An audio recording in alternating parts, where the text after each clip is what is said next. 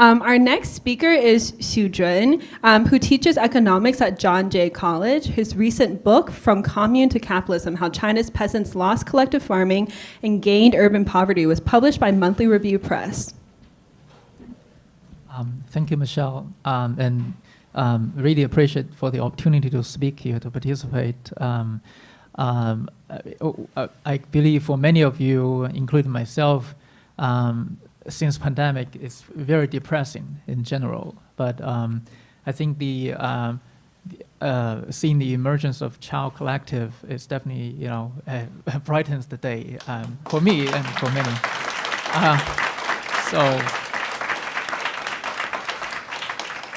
Really appreciate all the work, important work, great work that Child Collective and also People's Forum have been doing all of the years.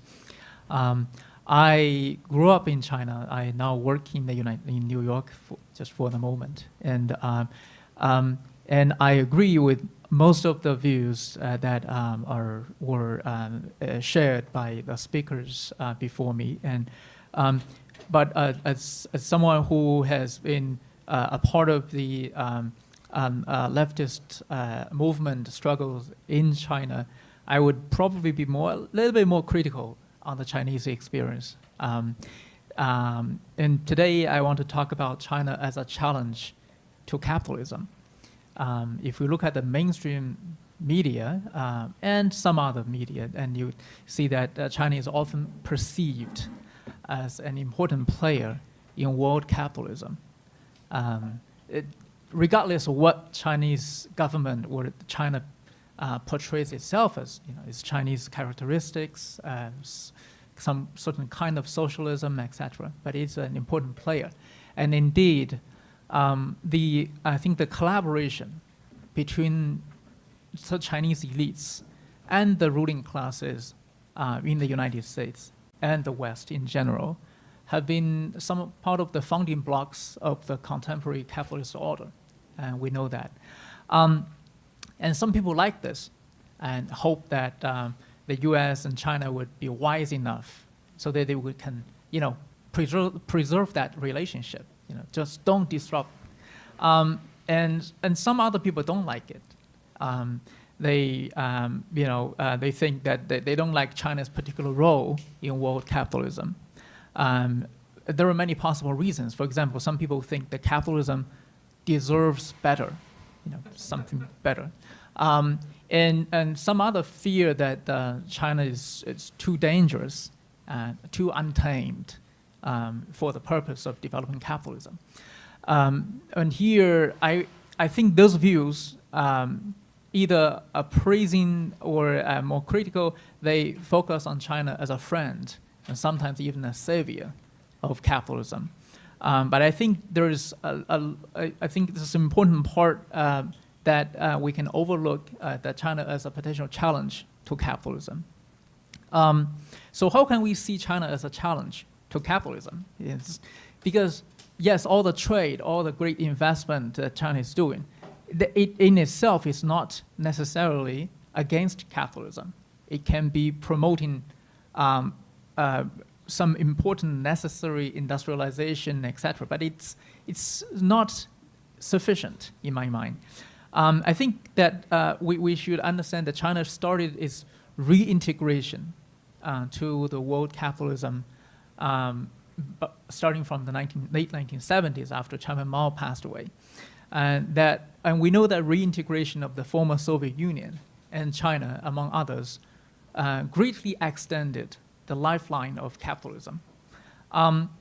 But unlike in the Soviet Union, Chinese elites, they chose to develop market relationship, there's a certain type of capitalism in a more cautious way, a gradualist fashion, which enabled continuous and rapid capital accumulation and economic growth over the past 4 decades.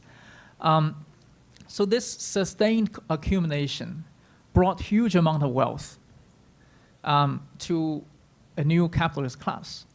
And on the other hand, as I argued before, the rural workers, the peasants, the lost, the communes, the collectives, and the urban workers, millions of people, lost a lifetime employment, all the social benefits. And the market forces have in general impoverished, like anywhere else, impoverished all the working people. People suffer from the rising cost of education, housing, and healthcare. Despite all the efforts that fight extreme poverty and others from the state. And not to mention the corruption, the mafia, and all the environmental damages. Those are all true. Yet, I would like to argue that capitalism has not secured its rule in China. And China remains a big unfinished project for capitalism itself. Because of the reform was done in a gradual way, not in Russia, which is sort of like a one-time deal. Chinese states, the whole legitimacy is still based on Marxism and revolution and all the legacies that other speakers have talked about. So that creates a challenge to them. Well, let me quote from an old Chinese classics. Confucius, or Kongzi, as we said, that he once said that if names be not correct, language is not in accordance with the truth of things. And if language be not in accordance with the truth of things, affairs cannot be carried on to success. It means something. As long as the Chinese elites have not got rid of let's say, the Chinese Communist Party or all the legacies, the legitimacy of capitalism can only be partially established in China. Because all the people still, they believe, or they thought they believed that the whole project, the national project in China, is to build socialism. If you say something different, it will create some huge chaos. This was, this partial establishment of legitimacy of capitalism is okay for 10 years, 20 years, maybe 30 years. But in the long run, it's going to create some problem, huge problem for capitalists. And the Chinese Communist Party cannot simply abandon its past, despite possible, intentions. And then Marxism, until this day, remains the core curriculum in all the schools, and you have to learn it. It's mandatory training, and although it's often in vulgarized versions, it's people. I think that the thousands of scholars have tried to modify Marxism so that it fits the reality. It's like so that we are doing great. But rhetoric has consequences. We know that. And generations of students learn Marxism from school and at an early age. And we know from experience, it's practically impossible to fully reconcile Marxism, even a vulgarized version, with the realities of capitalism. It's not easy to do. And the conflict between rhetoric and realities, they can and they do radicalize the working people. China has the largest working class in the world. And the continued social class conflicts, they educate the working class politically, economically. In terms of consciousness, class consciousness, many people, if you talk to people in China in the 1980s, for example, you would find that many of them believe that capitalism might be a way out. That to them, capitalism is something the same with wealth and leisure. That's something that they saw from the U.S. movies, from the soap operas that they saw on TV, which I think created a lot of unrealistic expectation for them in the 80s or in the 90s. But things can change once they actually get to see what capitalism looks like. When they actually work in a capitalist factory, when they work under a capitalist boss, they know, well, okay, that's different, right? There is wealth and leisure, but it's only reserved for a very small group of people, right? And in general, working people will suffer. Once you gain that consciousness, you look at capitalism, look at yourself, look at China in a different way, I mean, for the Chinese working people. And this was basically how the contemporary Chinese left started to emerge in the 1990s. There was virtually no left in China in the 80s. It was a different time, but it started to emerge after the transition. The specter of socialism and communism, and more straightforwardly, the specter of Mao, is increasingly visible in China.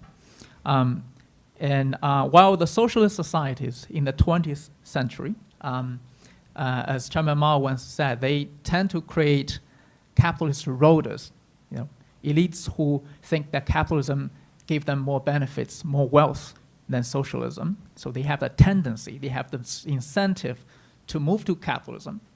But the particular China model that we see nowadays, the Chinese socialist society, it continuously produces new Marxists. I think it's definitely unique in that way. And also, we know that Chinese capitalist development is been relying on the very close collaboration between the US and China. For years, the Chinese capitalists have developed a very close working relationship with them, right? And they buy stuff in the New York City, a lot of buildings, I think they bought them. But as this Western countries run into crisis, economic, political crisis, it became convenient for their ruling classes become conservative and also increasingly incompetent. And they use China as a good scapegoat. All the problems are from China. And this rupture, I think, in the global order means that capitalism, either in China and abroad, would face a much more uncertain and hostile environment from now on.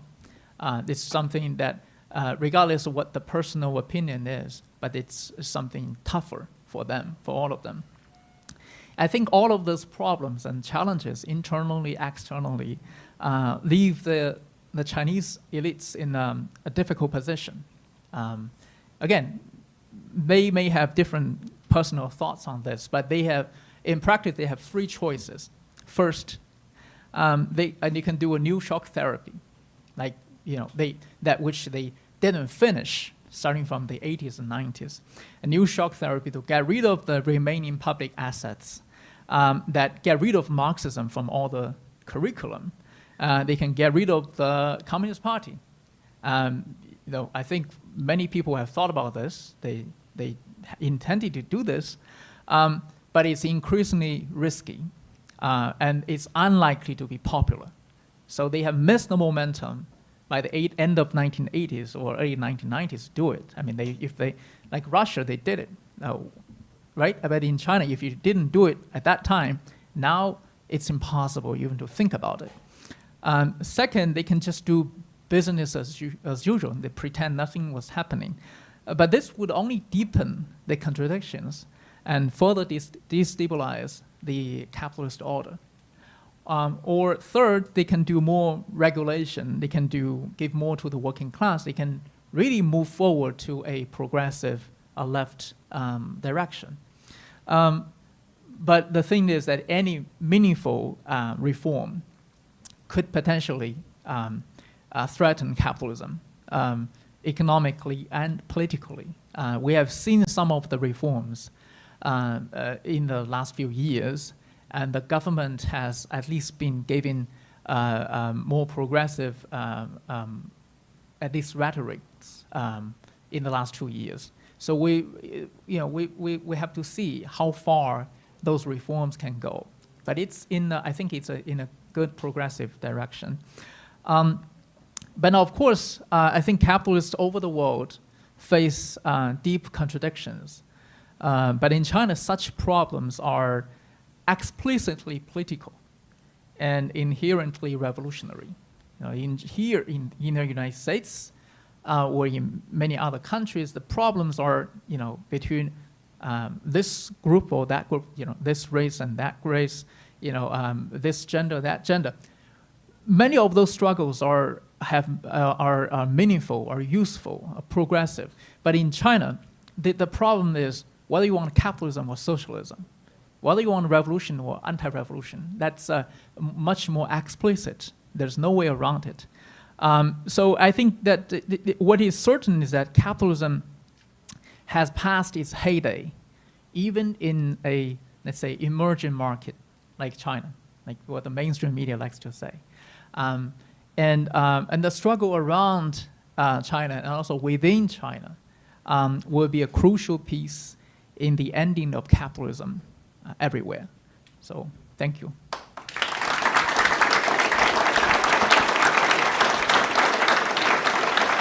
It's really interesting. So I work in investing, and one of the things that we're thinking about right now is, like we invest heavily in China, and for the past couple months, it's been quite volatile in terms of just the regulations. I'm interested in hearing maybe just like everyone, but specifically like what you think about, like if we're talking about the Chinese elite specifically and their role in society and the billions of dollars that they have lost at this point. It seems like Jack Ma is not really in the picture anymore, but then there's Tencent seems to be doing well, maybe not like stock-wise, but that they have other projects in like space and things like that with the government. What do you see maybe the next 30 years going forward of how Xi Jinping is going to rebalance economic stability in this way? Because it seems like they've allowed capitalism to go too far, and now they're reining some money back in to focus on other things. But what does that mean for the tech giants, the big people that have kind of maybe gone too far, and what sort of evolution do you see going forward with that? Anyone can take this question, or go ahead. Thanks for the question. I think it's a question that we often ask these days, like how far this can go. There is a few things that we are pretty certain it will happen, because for the Chinese government, once it puts something in a platform, in the program, it will be realized in some way. So last year, when the Chinese central government published this 5-year plan, what it will do in the next 5 years, it clearly says that it aims to increase the share of labor in the national income distribution. And that is a very ambitious claim, because we know that if you increase the share of labor's compensation in national income, it almost certainly will decrease the rate of profit for capital. So in some way. And so it's all built in a program. How it will do it, we don't know yet. But it would necessarily involve some sort of a higher level of protection for workers, a better pay, or a better implemented after overtime payment, something like that, and which it's doing. So I think with that in mind, I think that the government, it's such a bold plan, because for years this labor share in national income has been declining, and only starting from 2008, 2010, it started to restoring a little bit. Now the government explicitly, first time, is going to increase. And this would mean that the government needs to have some power over the capitalist class, like you have to do this, do that. And maybe, I'm guessing, it's trying to choose a few that have gone too far, use you as a signal, like we are serious about this. And despite this, I think there's so many struggles around this thing that a lot of things are unclear. For example, when Xi Jinping gave a speech in August about common prosperity, if you look at the national mainstream news media, they talk about, oh yes, great, President Xi has been talking about this, is so great. We're going to definitely do it. We're going to do it via so-called a third redistribution, which means philanthropy, which is definitely not what Xi Jinping was trying to say when he gave the speech. So even as this top one figure in the government gave this very important direction, the mainstream media, totally under him, would wrongly interpret, I think purposefully. I think it means how much struggle there is within the party, within the government. And part of the result was that the central government, they ordered all the mainstream media to publish a blogger's article across the platform. When that blogger is a center-left writer, is not like a prominent scholar or something, and it was total surprise. But it shows how much dissatisfaction that part of the central leadership has regarding this whole bureaucracy, or this collaboration, between capitalist class and part of the bureaucracy. So I think there's a lot of struggles that we're going to see. I'm not sure about the results. Great, and I think Elias also wanted to respond. I saw you.